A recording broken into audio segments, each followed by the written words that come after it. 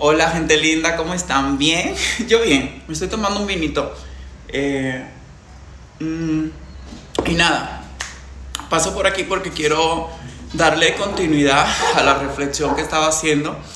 Bueno, que ya hice en un primer video en relación a cómo se criminalizan las expresiones de defensa, de legítima defensa, de nosotras las travestis, negras, racializadas, cuando denunciamos, no sé, transfobia, transodio, cuando denunciamos racismo, y como siempre, pues nuestra experiencia, nosotras en sí mismas como personas, son construidas como sujetos violentos, anormales, inadaptables, antisociales, enfermos, patológicos, que siempre vamos a ser el problema, ¿no? Y eso me recuerda, siempre regresando a mi genealogía, pues me recuerda a Frantz Fanon cuando da explicaciones muy claras, ¿no? Y dice, a ver, la colonización fue un proceso violento, por lo que los procesos descoloniales, decoloniales, anticoloniales también van a ser procesos violentos.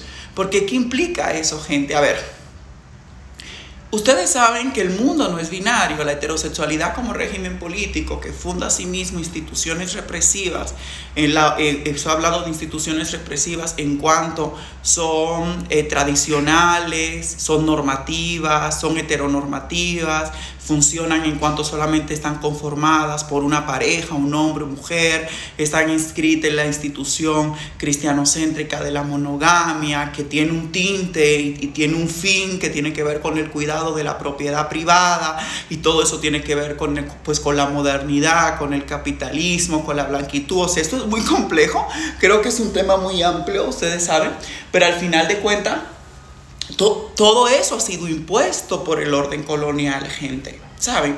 O sea, aquí cuando Allen habla sobre esas sociedades indígenas del norte del continente, ¿no? Que dicen que eran muchas formas de las expresiones e identidades, que no solamente eran mujeres y hombres en cuanto existían en los cis. Cuando hablamos, pues las personas mushes son un ejemplo de ello, ¿no? Y todo eso justamente, hoy estaba leyendo un texto de Sueli Carneiro, que es lo femenino en los cultos a los orishas, y habla ahí cómo hay orishas, ¿no? Que son completamente femeninos, hay otros que son completamente masculinos y hay otros que no son, o sea, que no se suscriben a eso nada más, ¿no? Que son distintos, ¿no? Que comparten. Ustedes saben que lo binario es diferente a la dualidad en el mundo espiritual de lo indígena, ¿no? Y en el mundo espiritual también, pues, de lo afro, y que son espiritualidades que forman parte tanto de lo femenino como de lo masculino, en fin, o sea, con todo eso.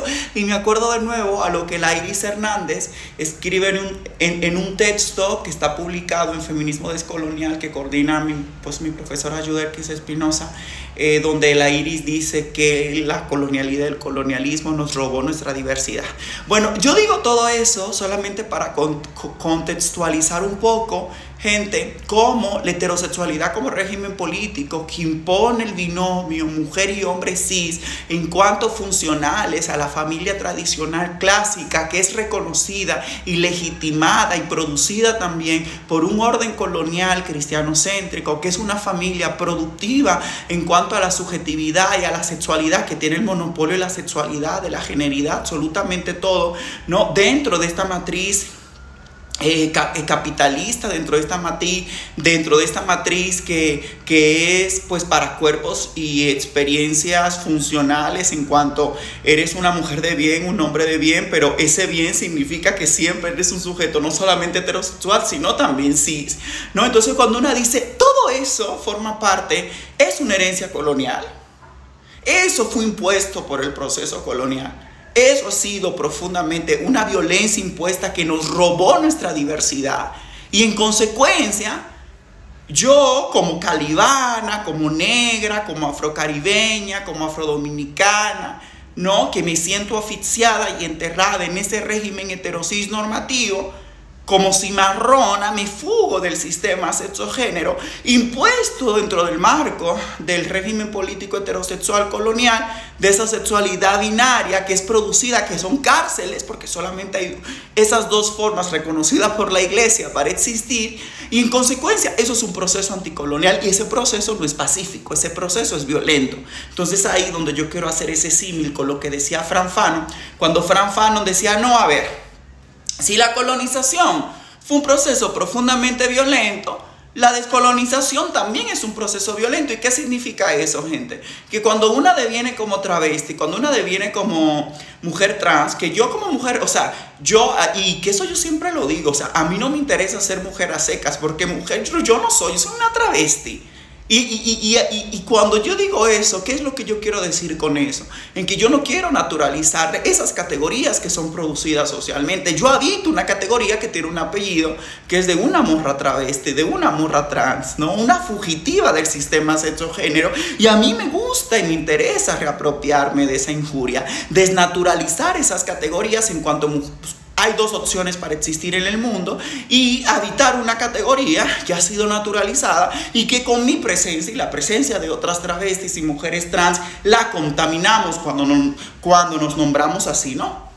Entonces yo con todo esto, justamente lo que estoy pensando es que nuestros nombramientos no son pacíficos, son procesos violentos. Cuando una se nombra travesti en un mundo heterocisexista, donde las identidades están naturalizadas y solamente se puede hacer mujer y hombre cis, claro, gente, que estamos en una disputa brutal. Cuando tú te nombras negra, reivindicas lo negro y te construyes desde ahí en un mundo que adora la blanquitud y la blancura, claro que tu cuerpo y tu subjetividad y tu nombre estén en disputa. Cuando tú enfrentas el feminismo blanco y su racismo, y en palabras de la Yu también, develas su razón eurocentrada, claro que estás en una disputa, en un proceso violento. Y yo con todo esto lo que quiero decir es que el Estado, las instituciones, la institucionalidad ha robado y ha monopolizado cualquier forma de confrontamiento, de conflicto y de violencia.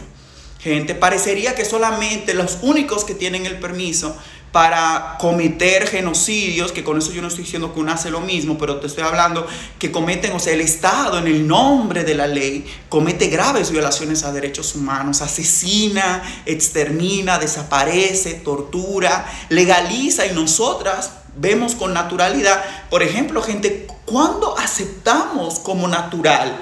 O no sé, esa palabra natural no, pero ¿cuándo aceptamos como legítimo el hecho de que haya un ejército que a nosotras nos consta que comete graves violaciones a derechos humanos en este país? Que haya una policía, ¿no? Una policía que comete represión y graves violaciones a derechos humanos también. Y cuando naturalizamos la existencia del encierro de personas, que la población que está ahí encarcelada, la mitad no ha tenido acceso ni un derecho básico a un juicio, cuando se supone que nosotras somos inocentes hasta que nos demuestre lo contrario. O sea, lo más inadmisible, impensable, nosotras lo hemos aceptado. Y así es como este Estado ha reterritorializado y ha hecho un monopolio tenaz de todas las formas de violencia. Entonces parecería que cuando una sale harta, cansada de la transfobia, del racismo, y una grita, y una dice, no más, hasta aquí, entonces una es construida. Esa tipa es violenta. A mí me tienen como violenta en este contexto en Ciudad de México de estas cosas. Es violenta. Pero adivinen por qué dicen que soy violenta. Cuando voy y señalo, es racismo, eso es transfobia, eso es colonialismo, eso es eurocentrismo, eso se llama tal y tal. Y por eso, y todo eso lo estoy diciendo, gente, porque parecería que solo los poderes visibles, estoy hablando de las instituciones públicas, los aparatos normativos, son los únicos que tienen derecho a ejercer la violencia. Y muchas de nosotras, ¿no?, que estamos literalmente sobreviviendo en un mundo que es tenaz y es terrible, que es antitrans, o sea, que proliferan los discursos antiderechos y racistas, que eso como productos y herencias coloniales, una no tiene el derecho de gritar y decir estoy harta de que me saquen de un baño cuando yo simplemente lo que quería era